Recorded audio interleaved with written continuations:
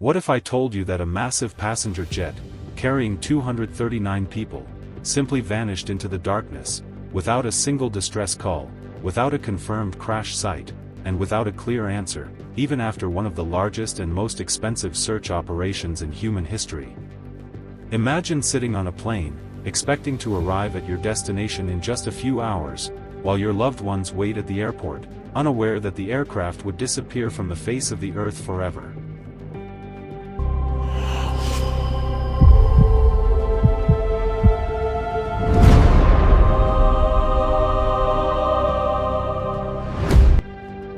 More than a decade has passed, yet one haunting question continues to echo across the world. What really happened to Malaysia Airlines Flight MH370? March 8, 2014. Kuala Lumpur International Airport. The atmosphere was calm, just another routine overnight flight preparing for departure. Malaysia Airlines Flight MH370, a Boeing 777, was scheduled to fly from Kuala Lumpur, Malaysia, to Beijing, China. On board were 227 passengers and 12 crew members, representing more than a dozen nationalities. Families hugged goodbye, business travelers settled into their seats, children fell asleep beside their parents, and no one had any reason to believe this ordinary flight would soon become aviation's greatest mystery. The aircraft was commanded by Captain Zahari Ahmad Shah, an experienced pilot with over 18,000 hours of flying experience. Beside him sat First Officer Farik Abdul Hamid, who was completing the final stages of his training. The Boeing 777 itself had an excellent safety record and showed no signs of mechanical problems before departure. Everything appeared perfectly normal. At 12:41 a.m. local time, MH370 lifted off smoothly into the night sky. Air traffic controllers monitored the flight as it climbed toward its cruising altitude. Passengers likely watched movies, listened to music, or simply closed their eyes to sleep. Outside, endless darkness surrounded the aircraft as it crossed over the South China Sea. Nothing seemed unusual, until less than an hour later. At 1:19 a.m., the cockpit transmitted what would become one of the most chilling final radio messages in aviation history. "Good night, Malaysian 370. The words sounded calm, professional, completely routine. Moments later, the aircraft was expected to establish contact with Vietnamese air traffic control. But that call never came. Instead, something impossible happened. The aircraft's transponder, the device that identifies an aircraft to radar, suddenly stopped transmitting. Civilian radar screens lost the aircraft almost instantly. It was as if MH370 had simply disappeared into thin air. At first, controllers assumed it was a technical issue. Communication delays occasionally happen in aviation. But minutes turned into hours, and still there was no contact. Meanwhile, hidden from civilian radar, military radar detected something astonishing. Instead of continuing toward Beijing, MH370 had made a sharp turn back across the Malaysian peninsula. It flew west, crossing areas it was never supposed to enter. Even more strangely, it continued flying for several more hours. Why would a commercial airliner suddenly reverse course in complete silence? Was someone inside the cockpit controlling the aircraft? Or had something far more terrifying already happened? As investigators examined the timeline, the mystery only grew deeper. Communication systems appeared to have been disabled one after another, almost deliberately. First the transponder disappeared, then other communication links went silent. Yet the aircraft itself remained airborne. Then came another astonishing discovery. Although all normal communication had stopped, the aircraft continued exchanging tiny automated signals, called handshakes, with an Inmarsat satellite. These weren't conversations, they contained almost no useful information, but they confirmed one horrifying fact. MH370 was still flying. Hour after hour, somewhere over the vast Indian Ocean.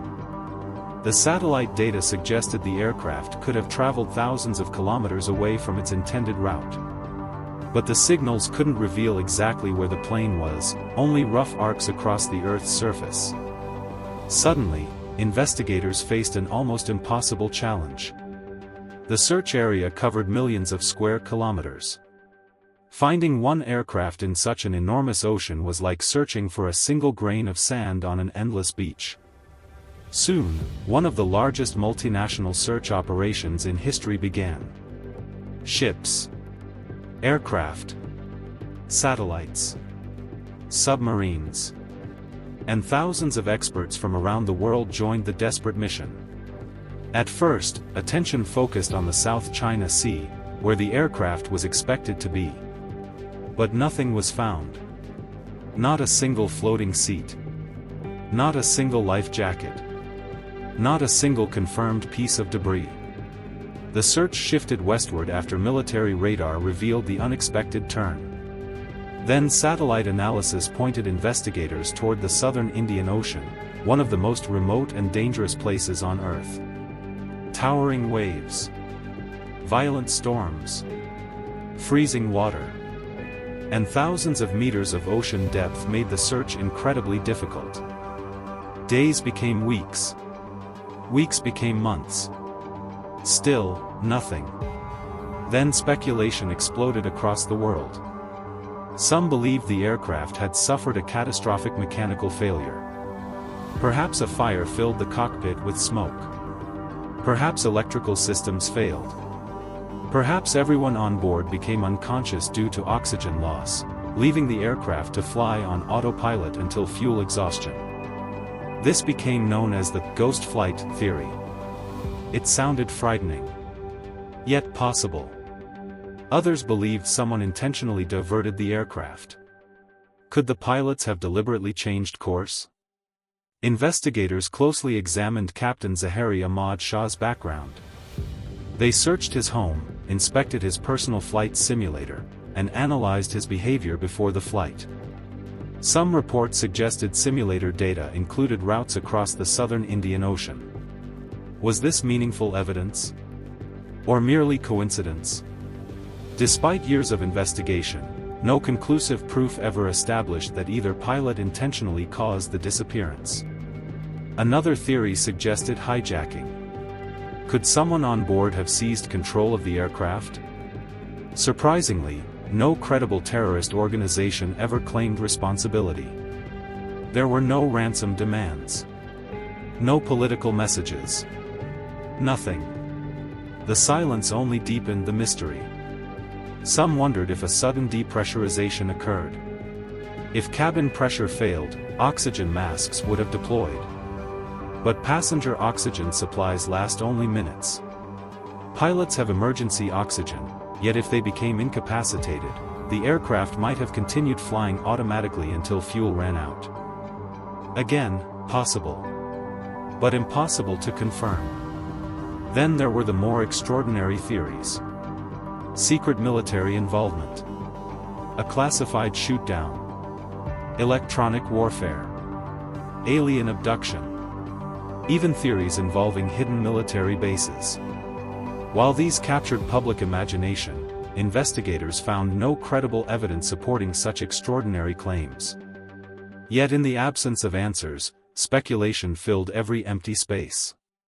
Years passed before the first major breakthrough finally arrived. In July 2015, a piece of aircraft debris washed ashore on Réunion Island, thousands of kilometers from the suspected crash area. Experts confirmed it belonged to MH370. Finally, proof that the aircraft had indeed entered the Indian Ocean. Later, additional fragments were discovered along the coasts of Mozambique, Tanzania, South Africa, and Madagascar. Ocean current studies showed these locations were consistent with debris drifting from the southern Indian Ocean. But instead of solving the mystery, the debris created even more questions. If the aircraft had crashed there, where was the main wreckage? Where were the flight recorders? The cockpit voice recorder? The flight data recorder? The famous black boxes, capable of revealing the aircraft's final moments. Without them, investigators remain trapped in uncertainty. Massive underwater searches continued for years. Highly advanced sonar systems mapped the ocean floor. Autonomous underwater vehicles explored underwater mountains, volcanic ridges, and deep trenches. Thousands upon thousands of square kilometers were scanned. Nothing. No fuselage. No engines. No passenger cabin. No black boxes. Search teams repeatedly expanded, revised, and reanalyzed their search zones using new satellite calculations. Still. Silence. Then came another unexpected twist. Independent researchers questioned whether investigators had been searching in the wrong location all along. Some proposed entirely different flight paths. Others suggested the aircraft glided farther after fuel exhaustion than originally believed. Fresh analyses, new mathematical models, and improved satellite interpretations all pointed toward slightly different regions. Each new possibility reopened the mystery once again. In recent years, renewed efforts have been proposed to continue searching the ocean floor using even more advanced technology. Private companies have expressed interest in returning to the search, believing modern equipment may finally locate the wreckage hidden beneath the deep sea. Hope remains alive. But certainty remains elusive. Perhaps the most heartbreaking part of this story isn't the missing aircraft. It's the families. Parents who never welcomed their children home. Children who grew up without answers. Spouses who never received a final goodbye. For them, the mystery isn't entertainment. It's an endless chapter without an ending. Every anniversary brings the same painful question. What truly happened during those final hours? Did the passengers know something was wrong? Were they conscious? Did they experience fear? Or did everything happen so quietly that many never realized what was unfolding? Those answers may still rest somewhere beneath the waves, hidden inside a wreckage that no human eyes have yet seen. More than a decade later, MH370 remains one of the greatest unsolved mysteries in aviation history. We know the aircraft left its planned route, we know it continued flying for hours, we know pieces of it reached distant shores, but we still don't know why it changed course, who controlled it, where it finally came to rest, or exactly what happened to the 239 souls on board. Maybe the ocean is protecting its secrets. Maybe the missing black boxes still hold every answer. Or perhaps the truth is stranger than anyone has imagined. Until the wreckage is found, if it is ever found, the final chapter of Flight MH370 will remain unwritten. So now I leave the mystery with you. What do you believe happened to Malaysia Airlines Flight MH370? Was it a tragic accident, an intentional act, or something the world has yet to discover? Share your theory in the comments below, because every possibility adds another piece to this incredible mystery. And if you enjoy exploring real unsolved cases from around the world, don't forget to like this video, subscribe to Mystery Beyond Horizon, and join us next time, where another mystery awaits in the shadows.